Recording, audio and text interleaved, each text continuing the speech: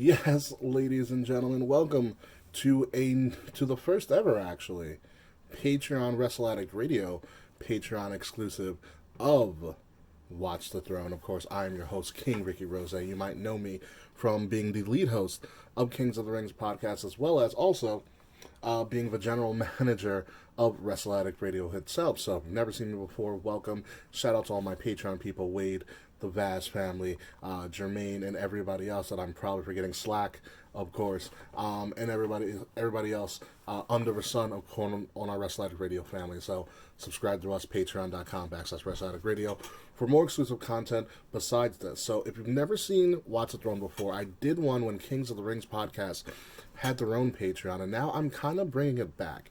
So the premise of Watch the Throne is pretty much anything that I want to talk about. Usually, it's a lot of hot takes where I'm dissecting one really big subject matter and elongating on it, and sometimes they're controversial topics.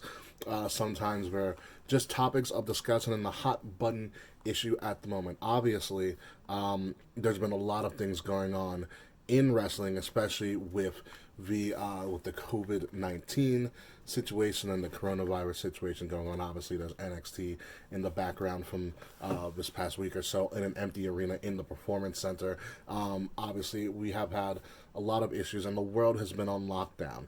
And because of that, a lot of big events were forced to either modify, postpone, cancel altogether, or become an empty arena show. So obviously WWE started doing a lot of their empty arena shows, and the big thing when the outbreak and became a pandemic on such a global scale was what was going to happen with WrestleMania. So here's what we're going to do today. I'm going to take you through pretty much a timeline of WrestleMania as I saw fit. So we started becoming an issue around early March. WrestleMania was still on, which kind of became a really big deal. I would say probably around the beginnings of March. Let's say March 3rd or so, where things were starting to become a little hectic. Some of the cases were coming up around America, and we were really starting to focus on the outbreak in China and how it was going and the slow spread. And at this point, it's not a real big threat to WrestleMania or any major sporting event. Because it's pretty much known as like a foreign thing. So at this point, WrestleMania is still going on. All the things with WrestleMania are still going on. By about the second full week into March, it starts becoming a real big concern because now it's spreading like wildfire. When I mean it, I mean the coronavirus pandemic is becoming an official pandemic and spreading like wildfire with pretty much no chance of stopping. And so this is when we start within that second week of March is when we start seeing things start to close down and postpone. We're talking like Major League Baseball's not gonna delay. NBA shutting down. NHL is shutting down. It all starts with obviously Rudy Gobert, which I think happened on March 12th to be exact. Things are starting to be postponed, especially when the celebrities, like I said, like Rudy Gobert getting the coronavirus, I believe on March 12th, is when things really started to shut down. The NCAA basketball tournament doesn't even occur, completely shuts down. The one thing that remains constant throughout this is that WrestleMania, Vince McMahon and WrestleMania have not yet shut down. The number of cases are skyrocketing. WrestleMania hasn't shut down. Disney World and all of Disney pretty much has not shut down at this point in time yet. So in my eyes, there's still hope for WrestleMania, and I was still going to take that risk of obviously going down and seeing what the hell was going to go on. And that was the idea, which looks like, of WWE in general.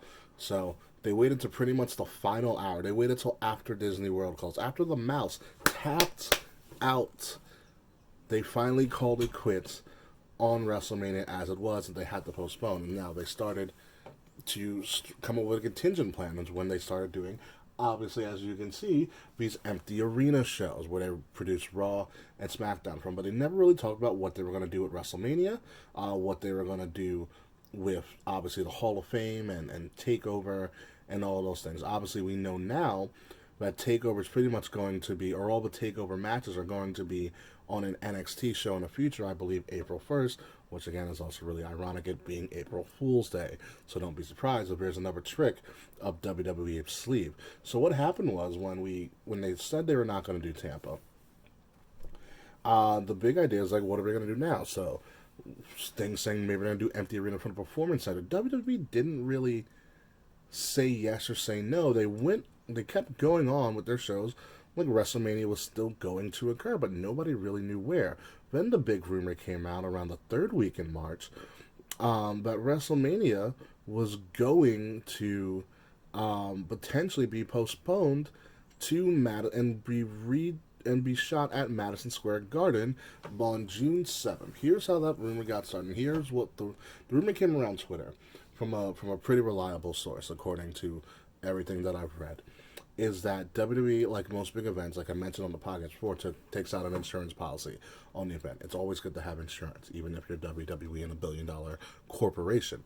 WWE takes out this insurance policy, but they can't get their money back because they have to make every effort, according to the clause in the insurance policy, they have to make every effort to put on a show.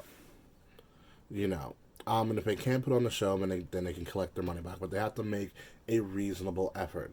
So what the thinking was by this source that WWE is saying they're going to put on a show at the Performance Center in Orlando and Orange County. Orange County is going to say you can't hold that event. It's going to be too many people. I'm sorry, you're going to have to cancel. WWE was going to use that as a way of saying, well, we tried to hold the event. Now we can't. Can we get our insurance money back? Use that money to then start booking WrestleMania in Madison Square Garden at MSG. MSG was open for June 7th. There was a reliable source that I got in contact with in the ticketing office, which stated that it was a very real thing that was potentially going to occur. We then fast forward a couple of days later, and we find out that WrestleMania is not going to do that. WrestleMania is going to continue on the same day, except adding one more extra day, and that day being the Saturday before, while WrestleMania has now been 2 nights. And this is something that is a little bit premature because they were talking about having WrestleMania be 2 nights starting next year in Los Angeles, a la, kind of what Wrestle Kingdom did early on this year.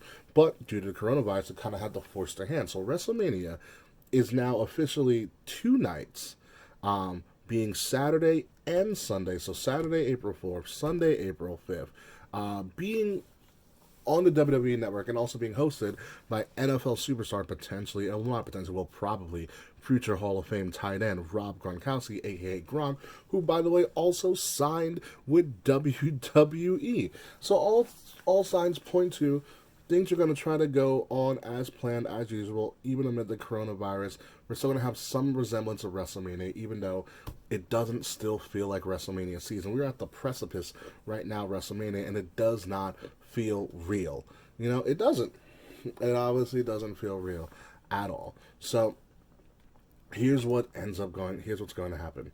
Right now. Not here's what's going to happen right now, but here's what's happening. You have a loaded card. You're splitting the card up between Saturday and Sunday.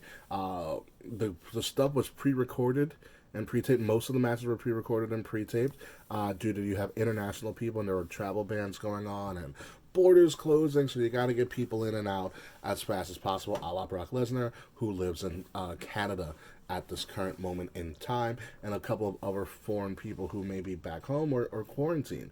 And the other thing that happened was, according to rumors, that a lot of matches have to be or will be getting switched last minute because guess what? The coronavirus knows no race, gender, or creed. It does not discriminate at all whatsoever. And some of our favorite performers, have rumored to be gotten ill or showing symptoms of the coronavirus and have to be quarantining themselves, which means that in the last minute, WrestleMania has to change. And it's really upsetting from a lot of standpoints. This was setting up to be one of the most unreal cards in WrestleMania history. You have returning Edge, who hasn't wrestled in 9 years, to face Randy Orton in a blood feud, an amazingly put together blood feud. You have Rhea Ripley, for the first time ever, putting the NXT title on the line on a main roster pay-per-view, and that main roster pay-per-view happens to be WrestleMania against arguably the greatest women's champion in the history of wrestling in Charlotte Flair.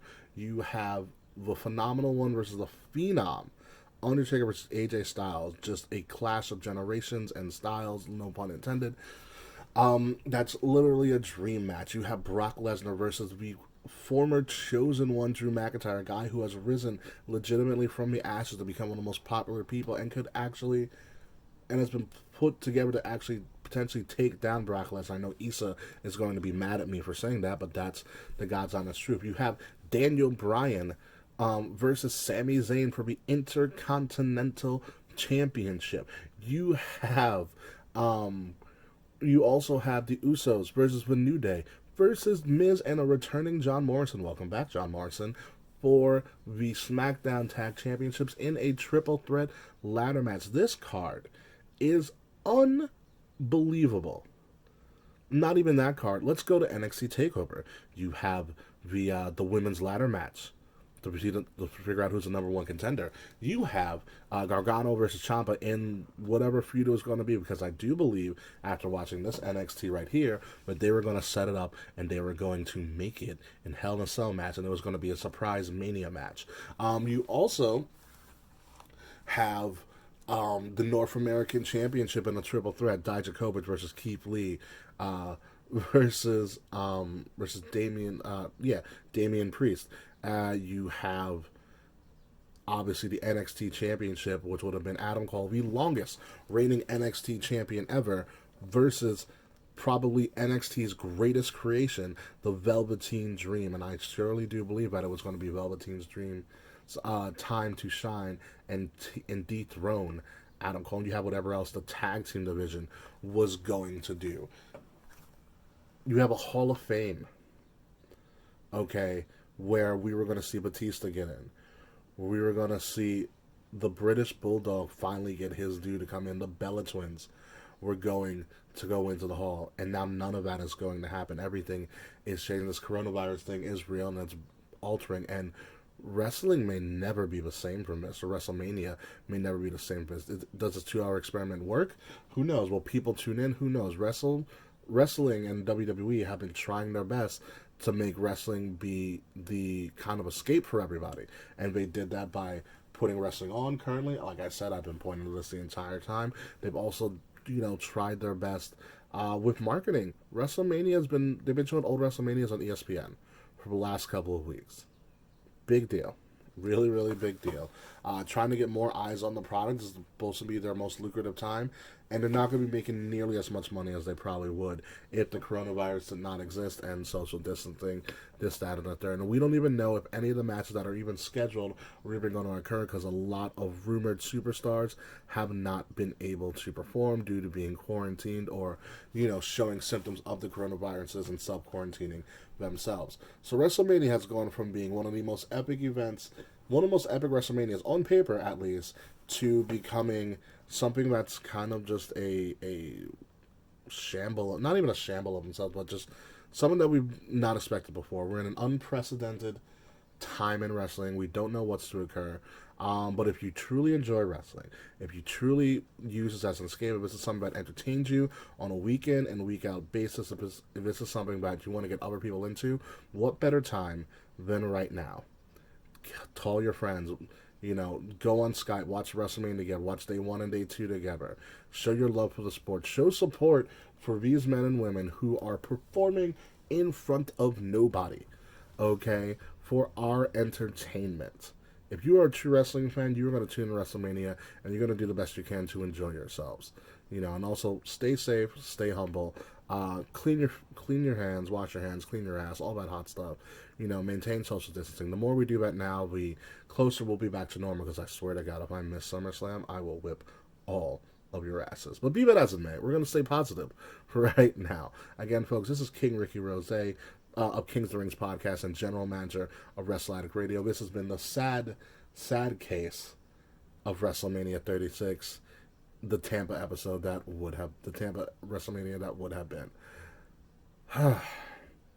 Enjoy it for what it is, and don't be too cynical of it, because they're trying the best they can with a minimal amount of time. Folks, I'll see you guys soon. King Rickie Rozay, and this has been Watch the Throne. Behold the King of Kings,